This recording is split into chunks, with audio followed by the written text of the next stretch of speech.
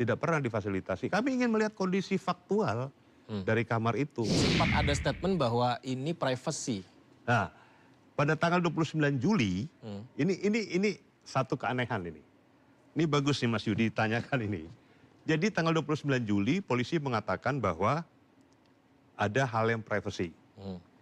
Tapi tanggal 28 Juli ketika mereka berkumpul bersama para ahli dari kepolisian, terus mereka mengadakan Zoom dengan keluarga, itu sudah disampaikan pada pihak keluarga bahwa ada masalah check-in 24 kali itu untuk restoratif justice, karena di KUHP pun ada KUHP yang baru, restoratif justice bagi pihak wanita berinisial V dan D, lelaki berinisial D itu kalau mau bertemu dengan pihak keluarga. Dua oknum ini kan masih menjadi pegawai di Kementerian Luar Negeri. Dari pihak keluarga meminta agar Kementerian Luar Negeri memfasilitasi. Nggak usah pakai polisi lah, cukup Menteri Luar Negeri aja. Kalau polisi nanti dipikir ada intimidasi, ada tekanan dan sebagainya kan, nggak usah pakai polisi, ya kan? Kementerian Luar Negeri memfasilitasi, mempertemukan wanita berinisial V, laki berinisial D dengan Keluarga.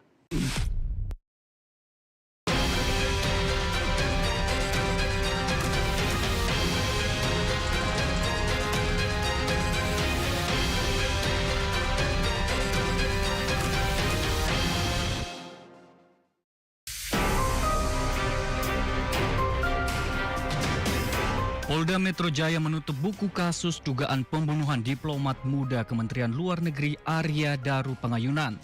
Penutupan dilakukan setelah polisi menyimpulkan tidak ada peristiwa pidana.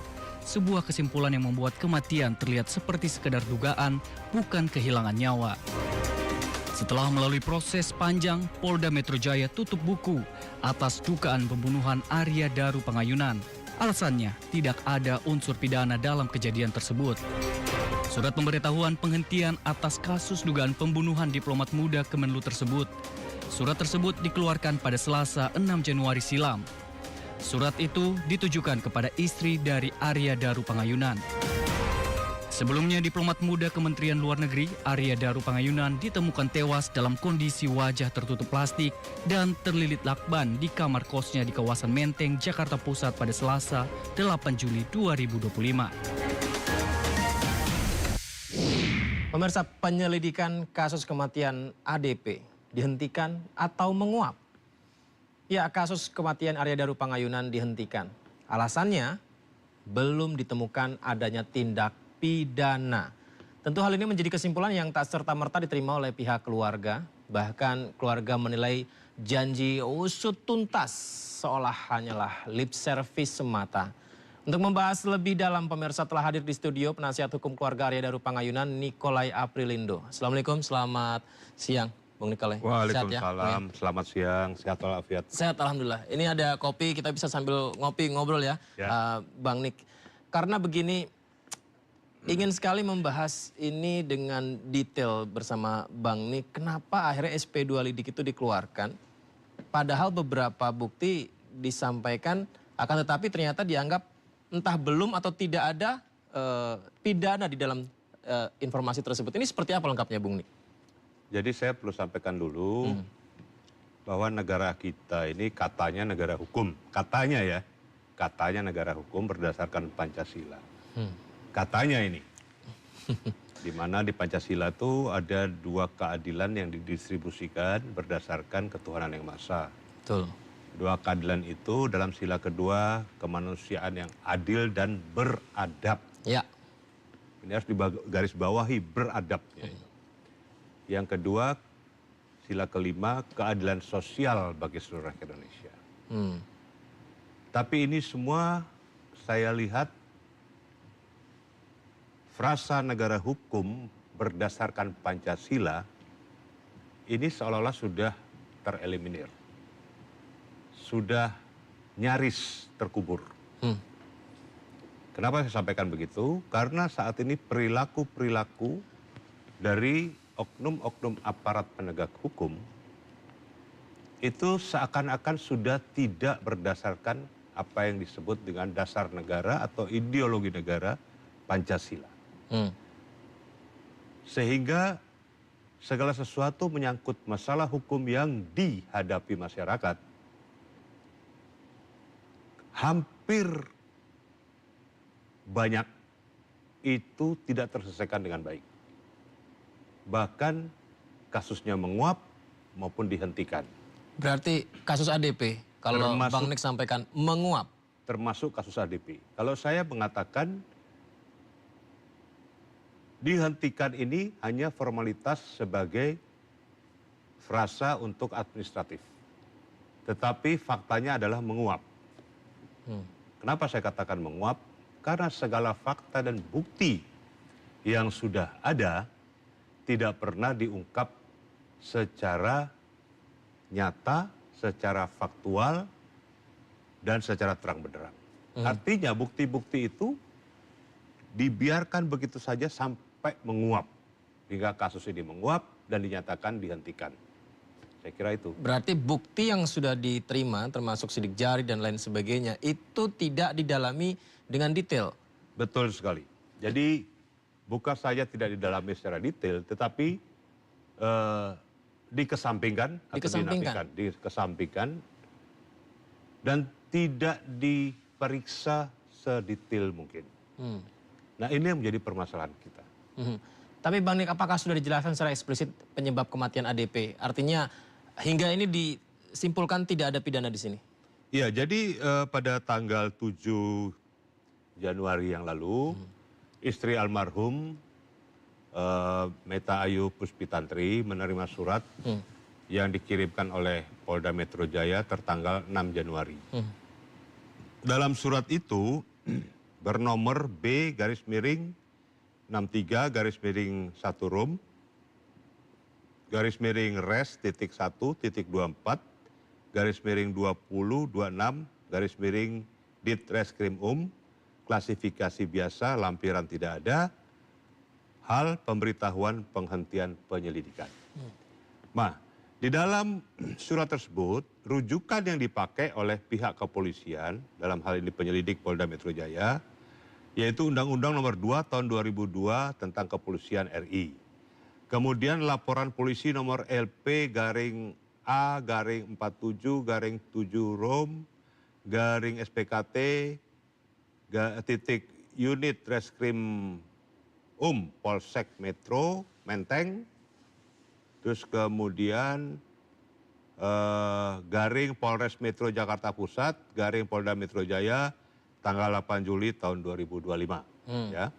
Kemudian rujukan lain yang dipakai adalah surat perintah penyelidikan nomor SP titik lidik titik garing 3997 garing 7 Rom garing res titik 1 titik 24 garing 2025 garing Ditreskrim tanggal 9 Juli 2025. Oke.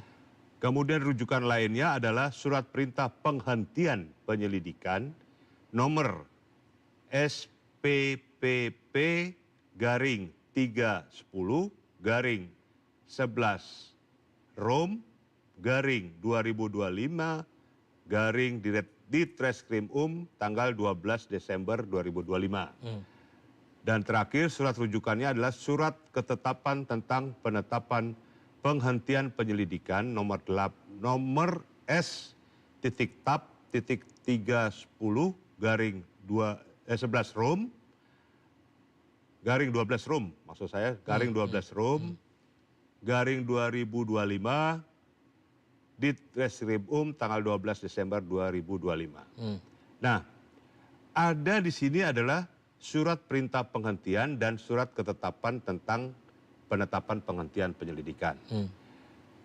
Di poin kedua dinyatakan bahwa sehubungan dengan rujukan di atas diberitahukan kepada saudari bahwa penyelidikan penemuan mayat seorang laki-laki bernama Arya Daru Pangayunan yang terjadi di Guest House Gondia, kamar 105, Jalan Gondang Dia Kecil nomor 22, Kelurahan Gondang Dia, Kecamatan Menteng, Jakarta Pusat, pada hari Selasa tanggal 8 Juli 2025, yang dilaporkan oleh Dimas Heni Tri Nugroho, telah dihentikan penyelidikannya dengan alasan belum ditemukannya belum ditemukan adanya peristiwa pidana. Nah, ini kita garis bawahi. Belum ditemukan adanya peristiwa pidana. Belum ditemukan adanya peristiwa pidana. Bukan tidak ditemukan peristiwa pidana. Bukan. Kalau dalam bahasa Indonesia kita lihat dari KBBI ya, perbedaan kata tidak dengan kata belum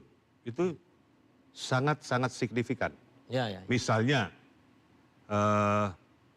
Mas saya tanya, sudah makan belum? Mas jawab belum makan. Belum makan. Atau, Emang belum makan sih. Belum makan. Atau makan tidak? Tidak makan. Tidak makan. Kan Karena beda. sudah makan. Ya. Tidak makan kan beda. Sangat berbeda. Karena Bang Nik, maaf saya potong. Ada yang disampaikan petugas kepolisian, kita juga bisa simak ya pemirsa informasi tentang bagaimana petugas kepolisian menyatakan tentang tidak ditemukan unsur pidana ya. Surat penghentian penyidikan juga telah dikirimkan kepada keluarga korban. Ya. Alasan dilakukan penyelidikan,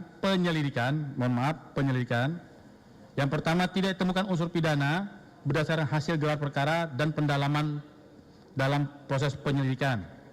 Kemudian rangkaian lidik, olah tempat kejadian perkara, pemeriksaan barang bukti, serta keterangan saksi telah dianalisa secara menyeluruh dan tidak mengarah ke tindak pidana.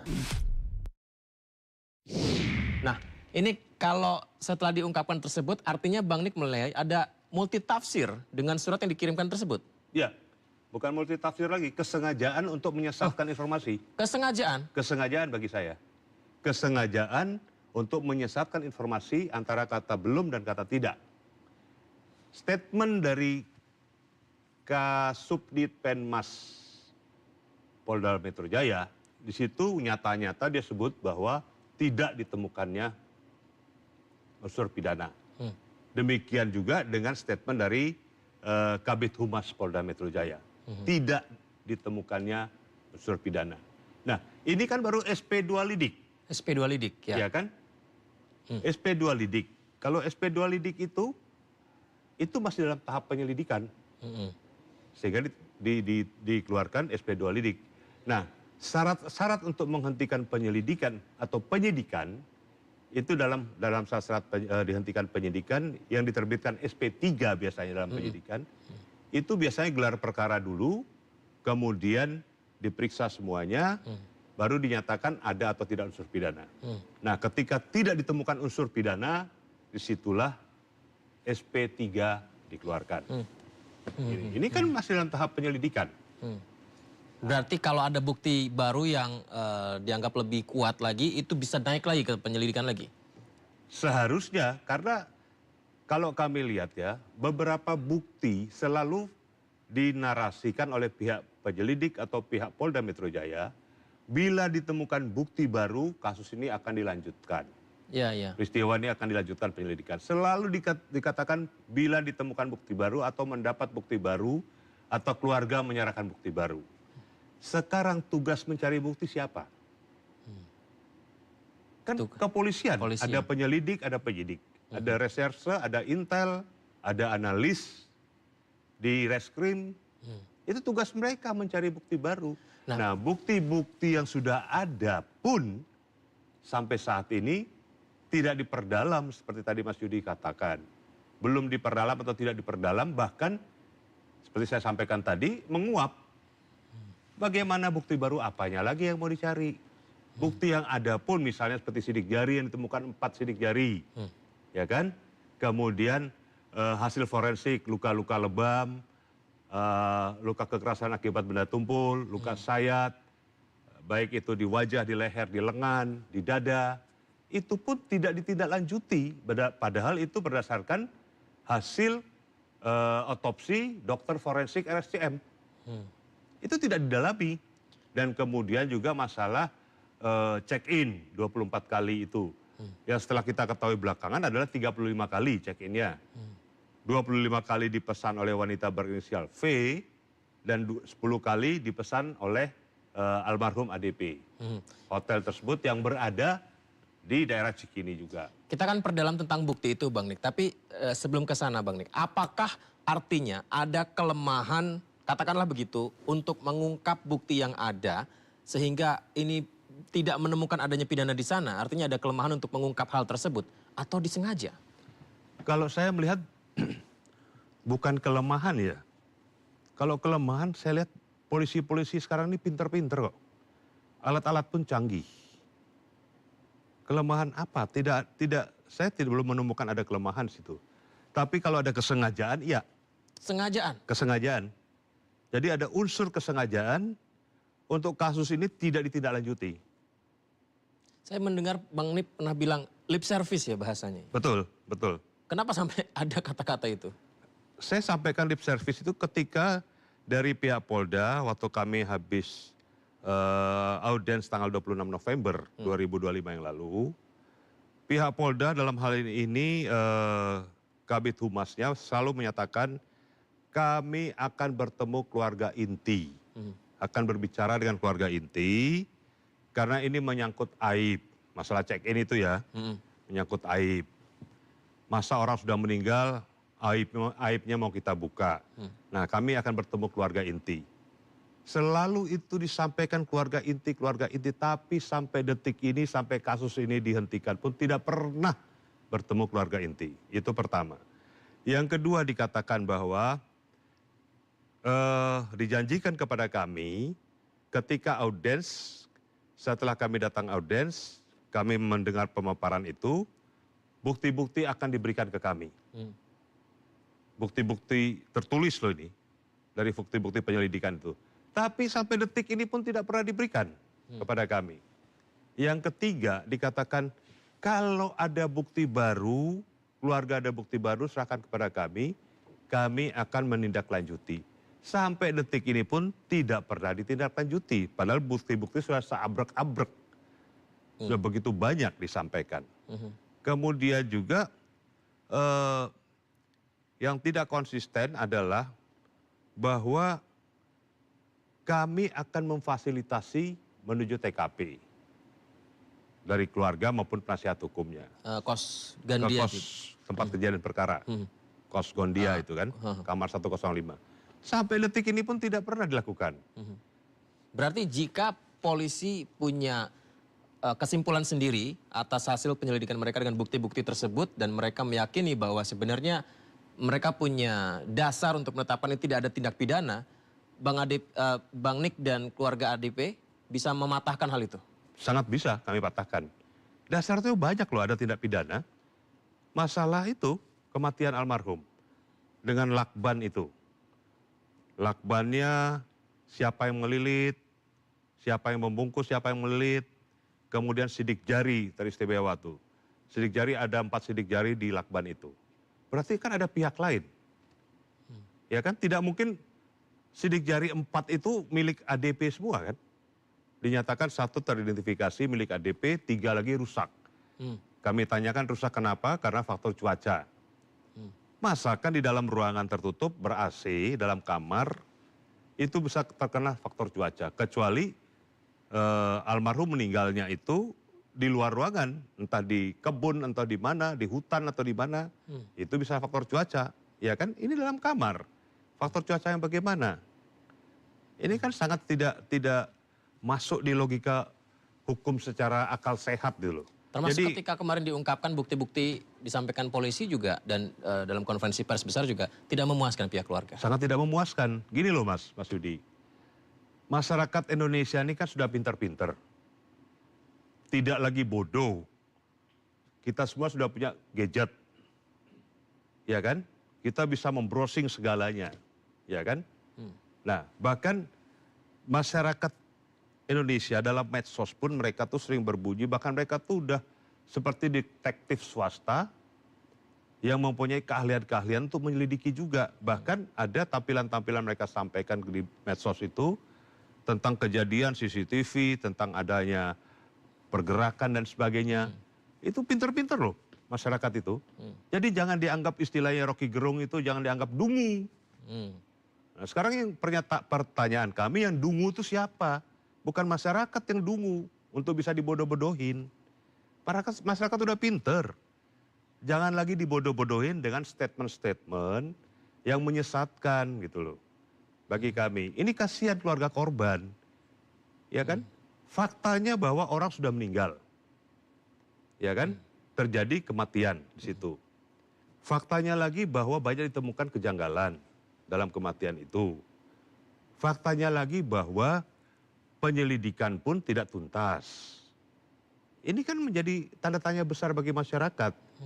Bahkan ketika masyarakat mengetahui bahwa kasus ini dihentikan, kalau kita lihat di medsos itu banyak komentar ketidakpercayaan terhadap kinerja kepolisian dalam ini Polda Metro Jaya terhadap pengungkapan kasus ini. Baik. Jangankan kasus ini, kasus yang mahasiswa yang mati tenggelam di UI, di danau itu. Sampai sekarang Sampai pun sekarang juga masih belum terungkap. Nah, fakta yang lebih penting lagi masalah handphone dari Arya Daru. Dikatakan sampai sekarang belum ditemukan. Laptop belum dibuka ke publik atau ke keluarga apa isi sebenarnya. Baik. Bang Nik, dari pembicaraan ini artinya ketidakpuasan itu saya simpulkan ada dua yang saling berkaitan ya. Barang bukti dan kejanggalan. Kita akan membahas barang bukti dan kejanggalan di segmen berikutnya ya Bang Nik. Tetap bersama kami pemirsa, kami segera kembali.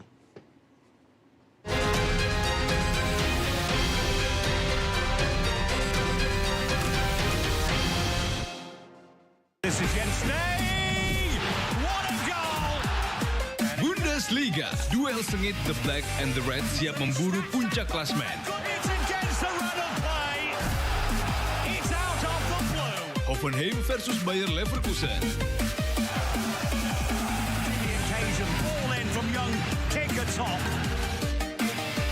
Malam ini, pukul 9:30, live di Sindo News TV.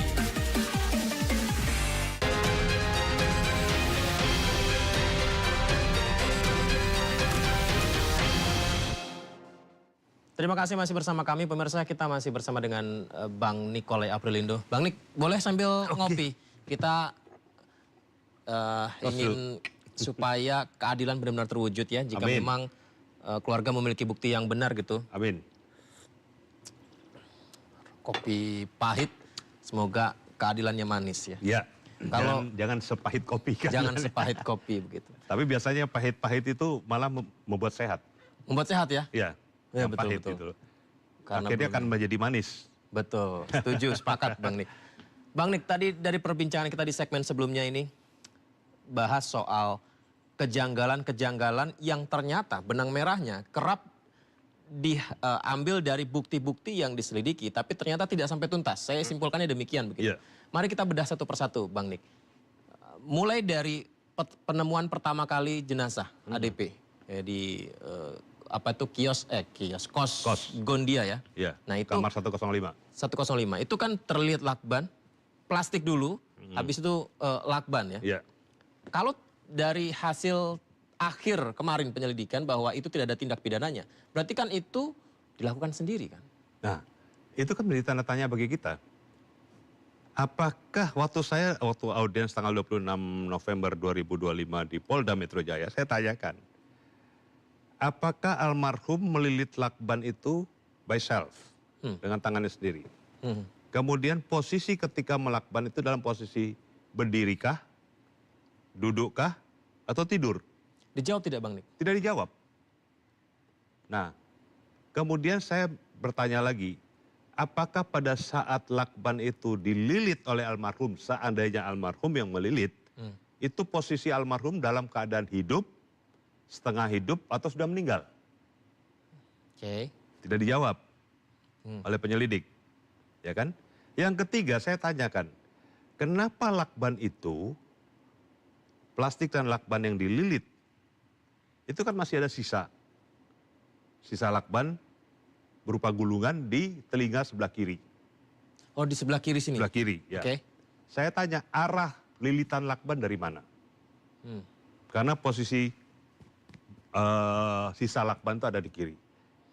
Apakah dia melakban dirinya dari atas ke bawah atau dari bawah ke atas?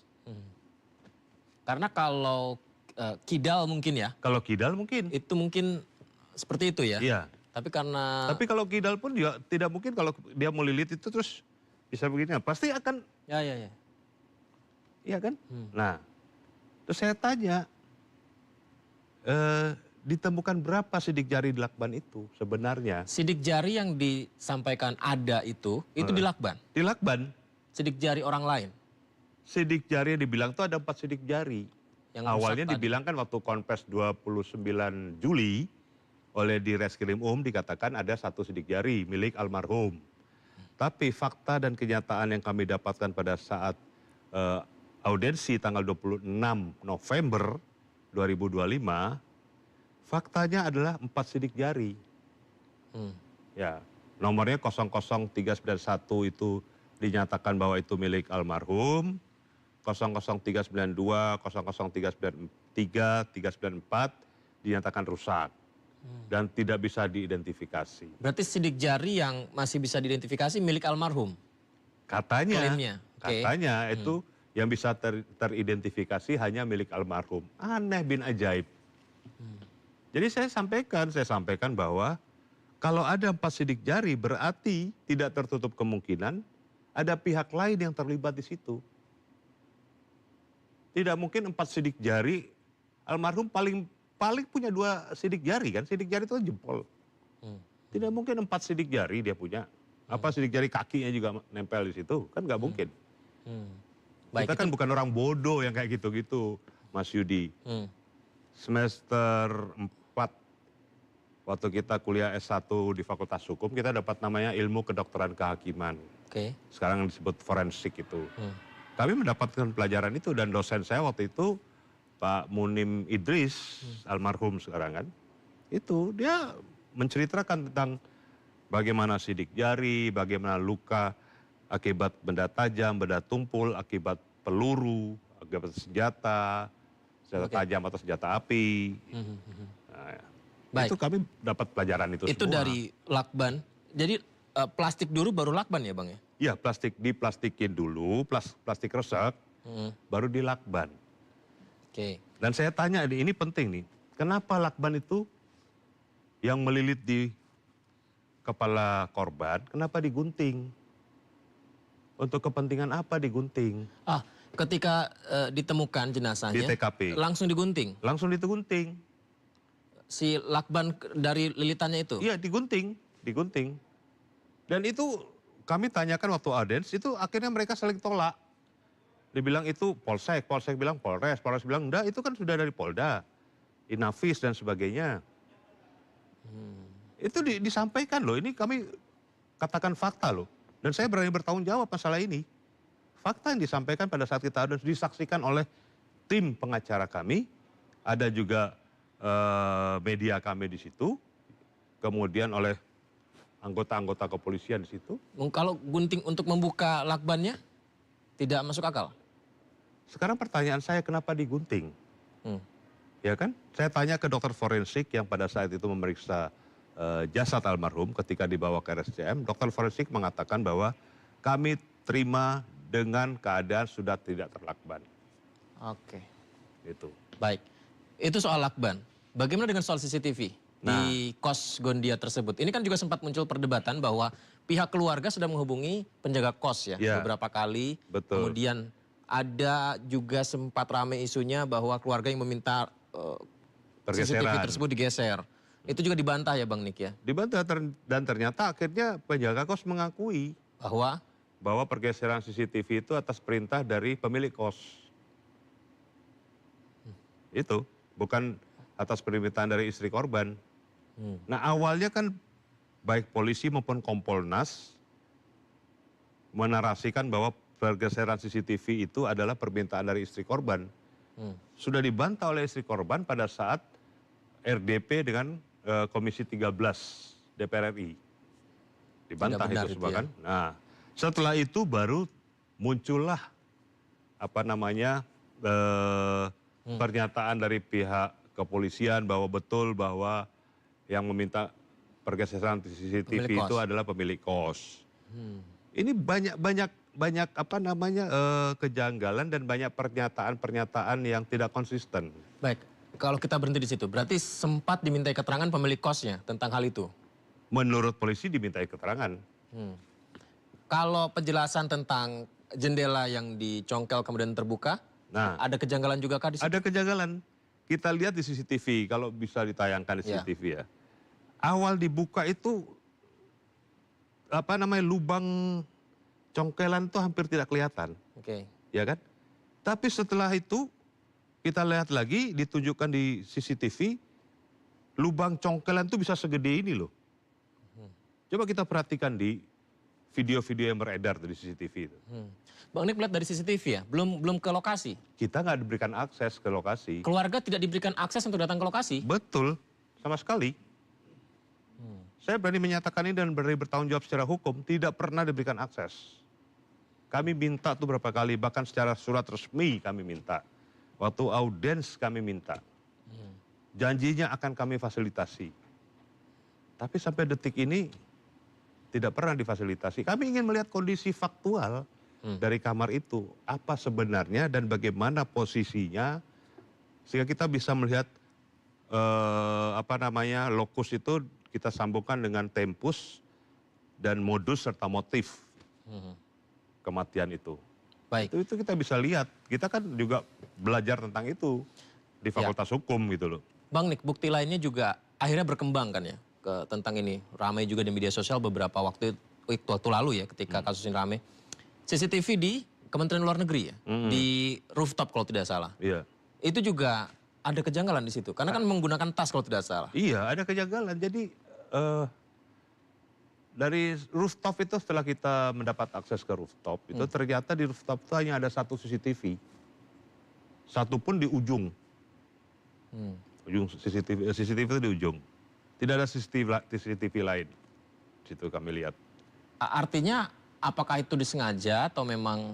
Saya nggak tahu itu disengaja atau tidak disengaja, tapi saya melihat bahwa ini satu upaya perekayasaan TKP. Merekayasa TKP.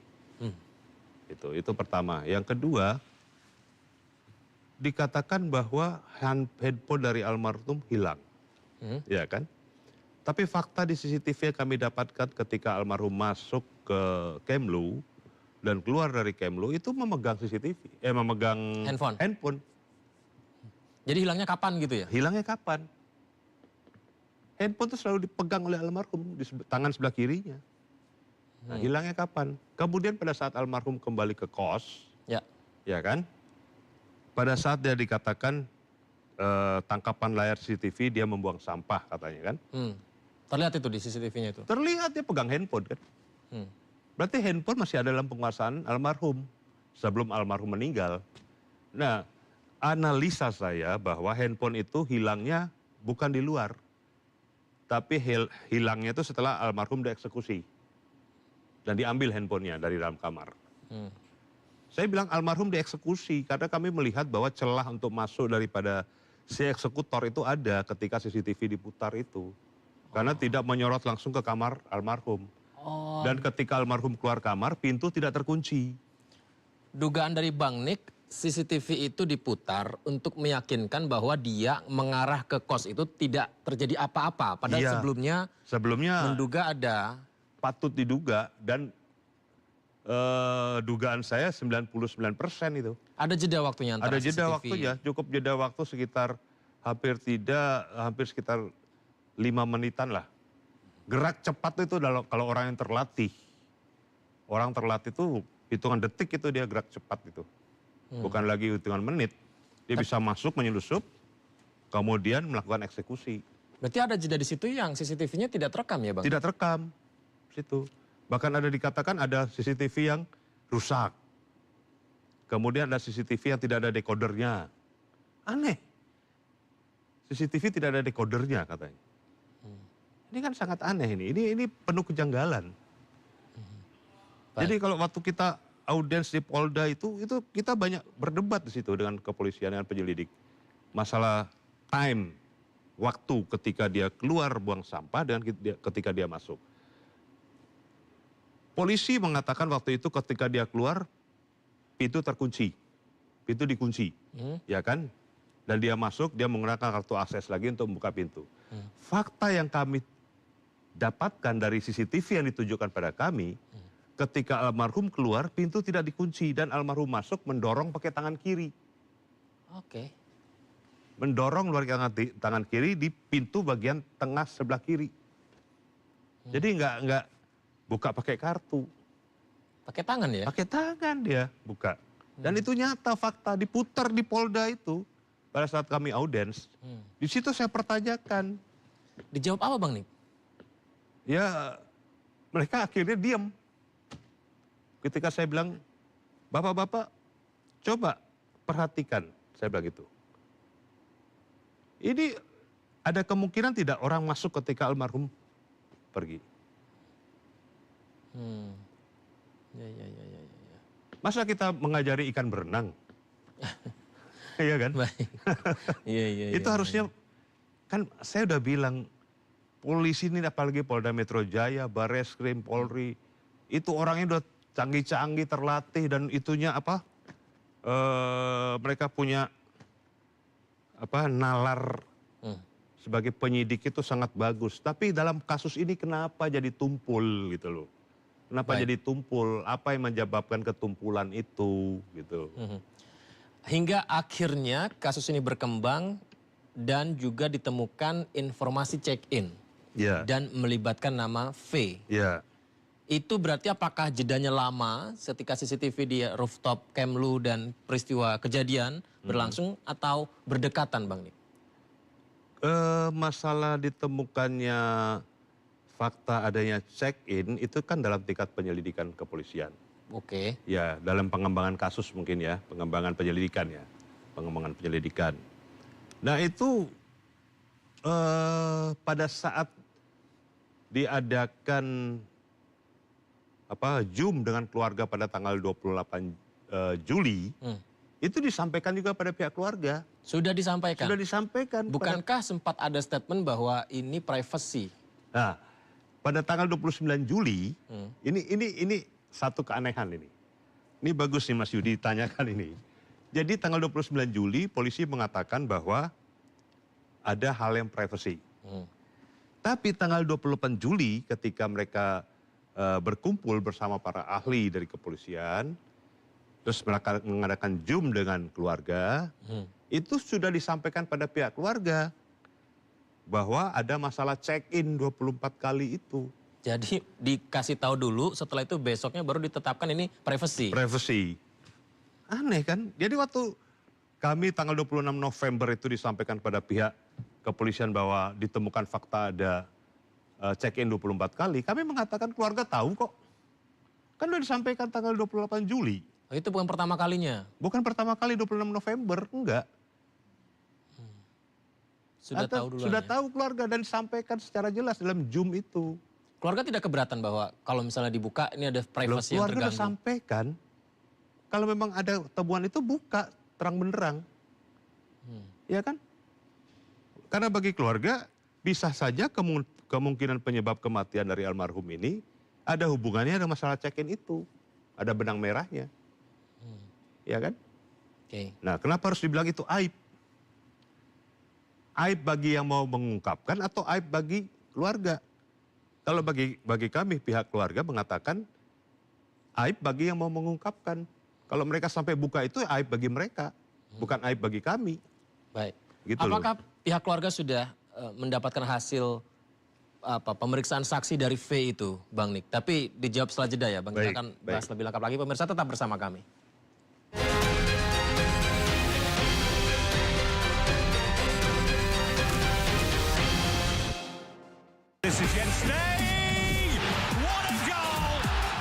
Bundesliga, duel sengit The Black and the Red siap memburu puncak klasmen.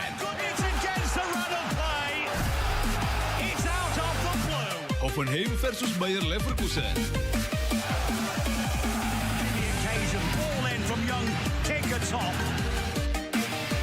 Malam ini pukul 9:30 live di Sindo News TV.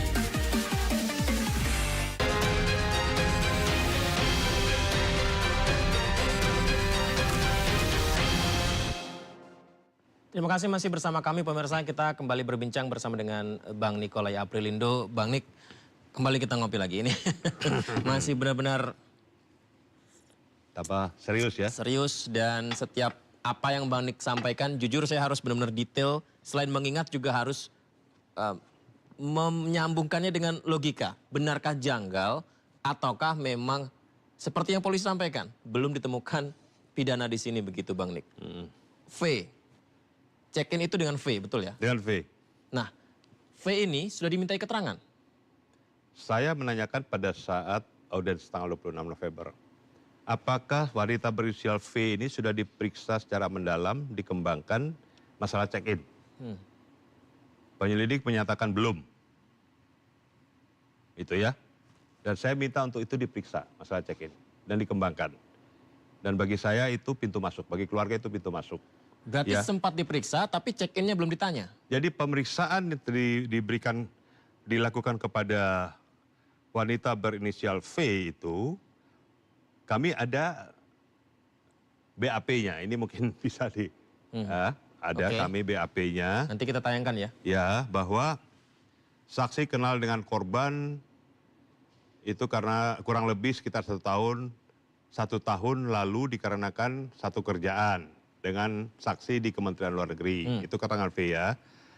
Pada tanggal 7 Juli sekitar pukul 17.30, V bersama korban dan Dion sepulang dari kantor naik taksi ke Grand Indonesia untuk makan bersama. Dion itu rekan, Rekan kerja juga Kerja, yang oke. laki-laki itu, oke.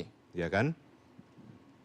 Sekitar 1945 sehabis sholat Isya, V menelpon Dion untuk makan di Baby Dutch.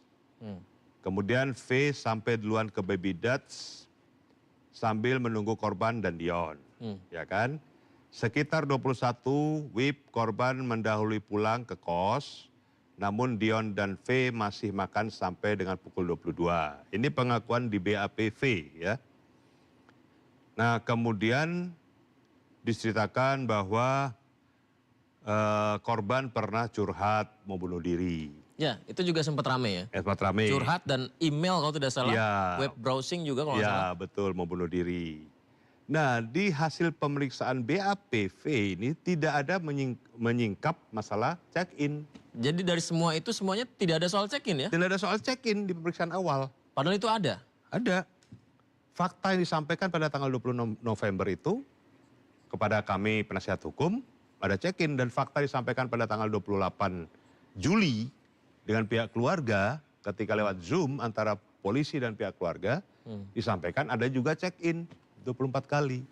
Bang Nik, di BAP itu tadi barusan saya membaca makan bersama ya kalau tidak Iya, salah ya. ya. Makan bersama ya. Ah, Tapi juga ada chat tentang dia bertanya sudah makan belum? Iya.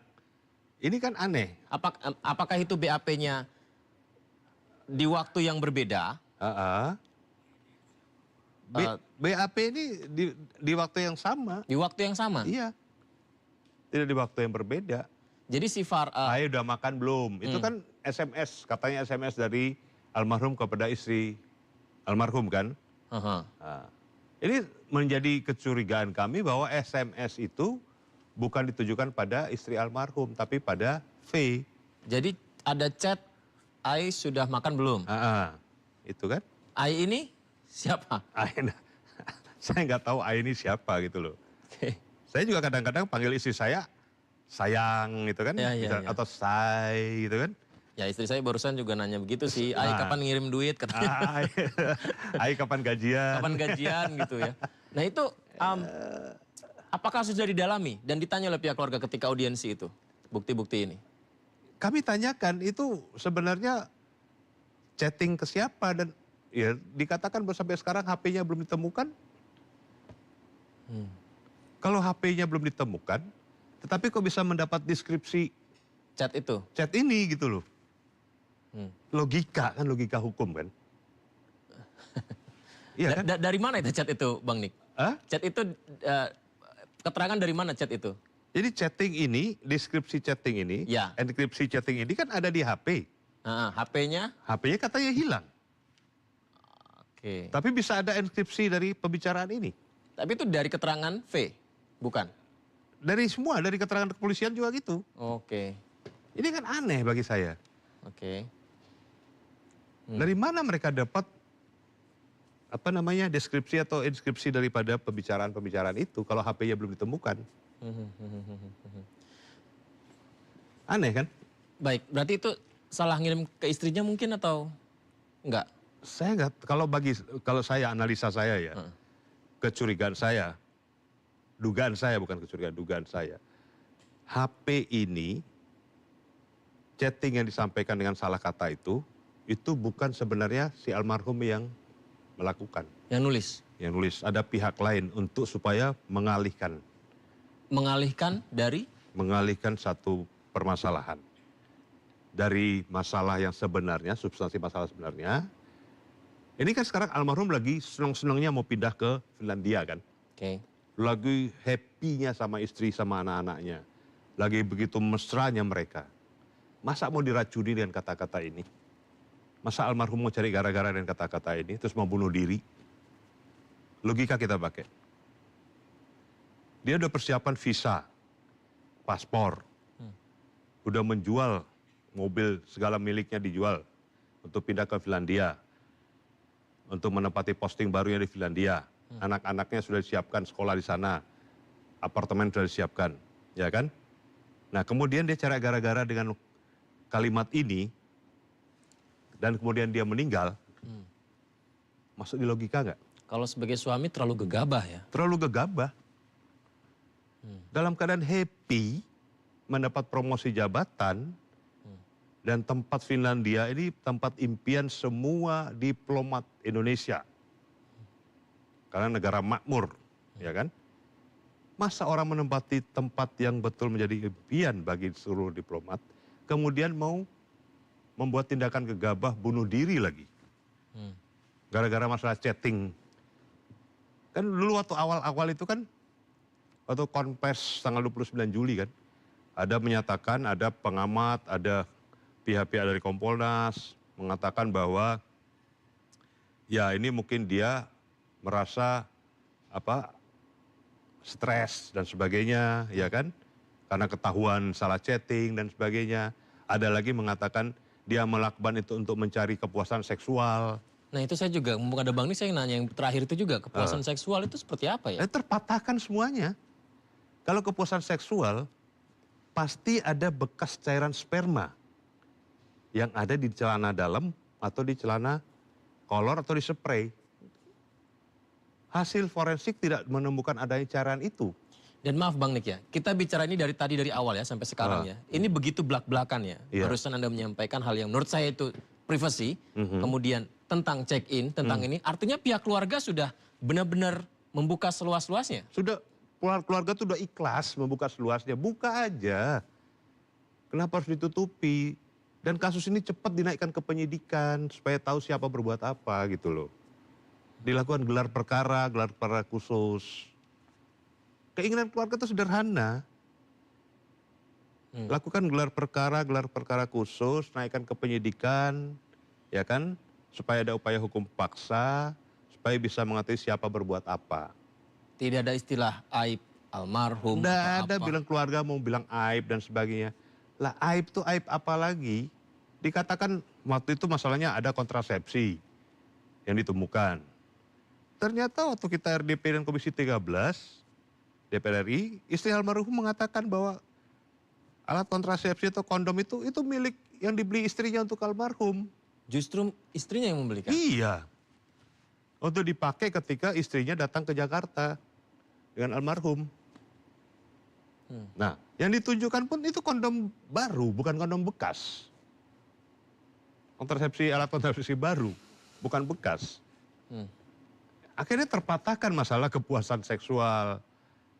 Sehingga dia melilitkan lakban di kepalanya, terbantahkan itu semua. Nah, soal bunuh diri juga? Bunuh diri juga terbantahkan. Katanya mau naik rooftop, mau lompat dan sebagainya. Lah kita kan sudah meninjau lokasi di rooftop, mendapat akses dari Kementerian Luar Negeri. Dan kita bisa membuktikan bahwa itu terbantahkan. Nah, masuklah sekarang masalah check-in. Check-in pun tidak pernah diperdalam. Awal-awalnya kan dikatakan bahwa tidak ada keterlibatan pihak lain dalam kematian almarhum. Kemudian tidak ditemukannya ada unsur pidana. dalam kematian almarhum. Nah. Hotelnya di mana, kemudian jam berapa, check-innya berapa kali, semuanya Ada itu semua. ada semua. Ada lengkap itu. Kami dapatkan itu lengkap. Saya menarik juga Bang Nik sempat sampaikan tentang CCTV di rooftop Kemlu ya. Analisanya adalah apakah mungkin ada yang membuntuti dan mengancam di balik itu ya. Ya. Itu bagaimana untuk menguatkan dugaan itu? Jadi ketika itu kan dia keluar dari GI itu, menurut keterangan saksi dari supir taksi itu, si almarhum dalam keadaan ketakutan. Dia menoleh ke kanan ke kiri, kemudian melihat ke belakang pada saat naik taksi itu ya. Kemudian dia menyatakan supir taksi itu akan ke bandara, kemudian merubah arahnya ke kos, kemudian merubah arah ke Kemlu. Berarti ada kepanikan dari almarhum di situ, ya kan? Nah, ketika dia naik ke rooftop itu, dia ingin memastikan melihat bahwa orang yang mengikuti dia itu masih ada atau tidak. Kalau kita perhatikan CCTV pada saat dia nunggu taksi, kalau kita lihat itu ada orang di depan dia yang betul-betul memperhatikan dia. Dari tangkapan layar CCTV itu. Ada orang yang memperhatikan dia? Memperhatikan dia. Oke. Dan itu udah beredar banyak di medsos itu. Makanya saya bilang tadi, sekarang nih masyarakat udah pinter, tidak bodoh lagi. Baik. Mereka sudah seperti detektif swasta. Iya, yang bisa Netizen kita ya. netizen kita betul-betul udah pinter netizen kita dengan ilmu yang canggih ini. Baik. Bang Nik, sebagai jurnalis kami sebenarnya berusaha untuk netral ya. Artinya ketika polisi tentukan seperti ini, ya kami akan memberikan ruang untuk beberapa kali juga kami beritakan. Dan hari ini pun pihak keluarga melalui Bang Nikolai pun juga kami berikan ruang ini untuk disampaikan apa kejanggalan-kejanggalan dan buktinya begitu ya. Tapi kan ini sudah SP2 lidik ya. Artinya ya dianggap belum ditemukan pidana. Lantas langkah keluarga seperti apa ke depan? Karena kan kalau informasi, jujur sekarang begitu banyak berita viral. Iya. Jadi sorry tuh saya kadang mulai ada berita-berita baru yang menambahkan begitu. Supaya ini tetap naik lagi, supaya menjadi prioritas masyarakat melihat lagi. Bagaimana dari pihak keluarga untuk langkahnya? Jadi kami akan melakukan upaya hukum yang merupakan hak hukum dari keluarga. Akan kami lakukan dalam beberapa waktu ke depan. Tidak lama lagi kami akan melakukan upaya hukum itu. Sesuai dari ketentuan-ketentuan hukum yang ada dalam KUHP, Kitab Undang-Undang Hukum Acara Pidana, yang terbaru Undang-Undang 20 tahun 2025, yang baru diberlakukan per 22 Januari 2026. Di situ kan ada beberapa ketentuan-ketentuan apabila laporan atau proses hukum tidak ditindaklanjuti, kami dapat melakukan upaya hukum. Ya kan? Nah, itulah akan kami tempuh upaya hukum itu. Upaya hukum Ya, lanjutannya. tetapi kami juga tidak membuka ruang untuk restoratif justice, karena di KUHP pun ada, KUHP yang baru, restoratif justice bagi pihak wanita berinisial V dan D, lelaki berinisial D itu kalau mau bertemu dengan pihak keluarga. Bertemu dengan istri korban. Ya ketemu, ngobrol, curhatlah kalian di situ. Ya, nggak usah melibatkan siapa-siapa, udah.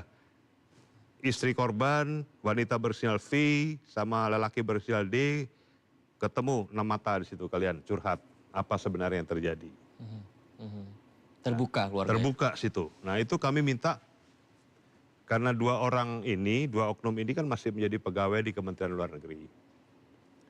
Dari pihak keluarga meminta agar Kementerian Luar Negeri memfasilitasi untuk pertemuan ini.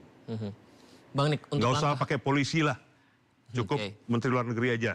Kalau Oke. polisi nanti dipikir ada intimidasi, ada tekanan dan sebagainya kan. Nggak usah pakai polisi, ya kan. Kementerian Luar Negeri memfasilitasi, mempertemukan wanita berinisial V, laki berinisial D dengan keluarga. keluarga. Dengan ayah korban, ayah almarhum, ADP, dengan istri dan anak-anak almarhum. Berarti bisa saya simpulkan ini adalah undangan ya dari Benar. pihak keluarga. Ya. Kami ingin bertemu dengan V dan D. Betul. Begitu ya? Dan itu berkali-kali disampaikan istri korban loh. Istri almarhum, ADP. Oke, Minta Kemenlu memfasilitasi. baik.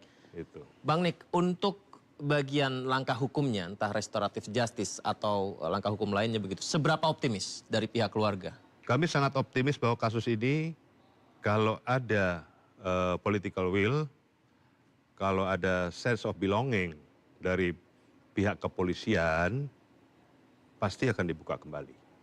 Ya kan? Pasti akan dibuka kembali. Kalau ada hati yang bersih, niat yang tulus, pikiran yang jernih. Tapi kalau sudah teracuni dengan faktor X, mereka akan melakukan kebohongan demi kebohongan untuk menutupi kebohongan. Baik. Bang Nikolai, kita sambil minum kopi. Ya. Bismillah, doa kami semoga keadilan segera ditegakkan. Amin Bang ya Nikolai. Rob. Ya, pemirsa, demikian perbincangan kita dengan Bang Nikolai Aprilindo. Tidak ada harga seberapa mahal pun untuk kehilangan satu nyawa, pemirsa. Semoga keadilan bisa ditegakkan. Saya Yudi Handoyo pamit, terima kasih banyak. Sampai jumpa.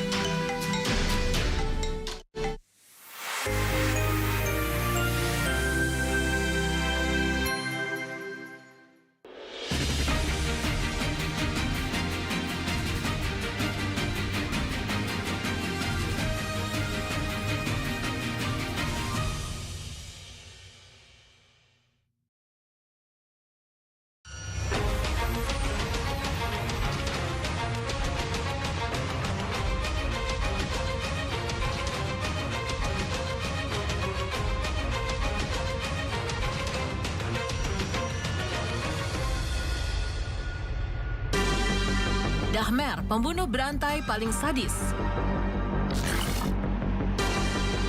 Belakangan ini, nama Jeffrey Dahmer begitu sering muncul di sosial media lantaran kasusnya yang kembali naik dan menarik perhatian lewat film dokumenter dirinya, serta sebuah series Netflix yang berjudul Dahmer Monster, The Jeffrey Dahmer Story. Jeffrey Dahmer merupakan seorang pembunuh berantai dan pemerkosa asal Amerika Serikat. Dahmer membunuh 17 pria dan anak-anak antara tahun 1978 hingga tahun 1991. Kebanyakan pembunuhannya terjadi antara tahun 1987 dan 1991. Pembunuhan yang dilakukan meliputi pemerkosaan, mutilasi, nekrofilia, dan kanibalisme. Akibat kejahatan yang keji, dia disebut Milwaukee Cannibal atau Monster Milwaukee.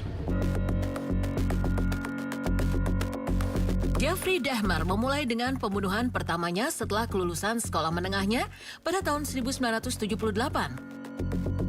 Dia menculik seorang pejalan kaki bernama Stephen Hicks yang dia bujuk kembali ke rumahnya. Di rumahnya itu ia memukul korbannya 2 kali dari belakang dan mencekiknya sampai mati. Namun sesaat sebelum meletusnya kekerasan, mereka justru melakukan kegiatan biasa, mengobrol, minum-minum, dan mendengarkan musik bersama. Entah mengapa Jeffrey Dahmer tiba-tiba memiliki hasrat untuk membunuh Stephen Hicks.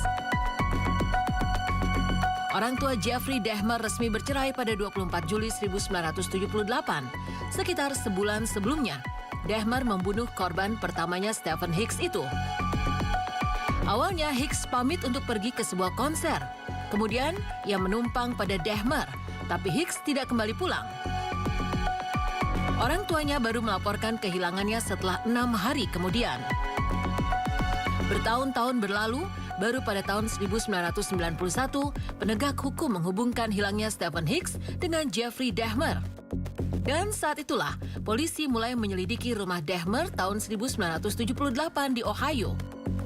Berjam-jam pencarian, mereka menemukan lebih dari 50 fragmen tulang, bercak darah dan sidik jari berlumuran darah. Jeffrey Dahmer akhirnya mengaku bertemu Hicks di jalanan saat ia sedang mencari tumpangan. Kemudian dia mengajak Hicks untuk mampir ke rumahnya.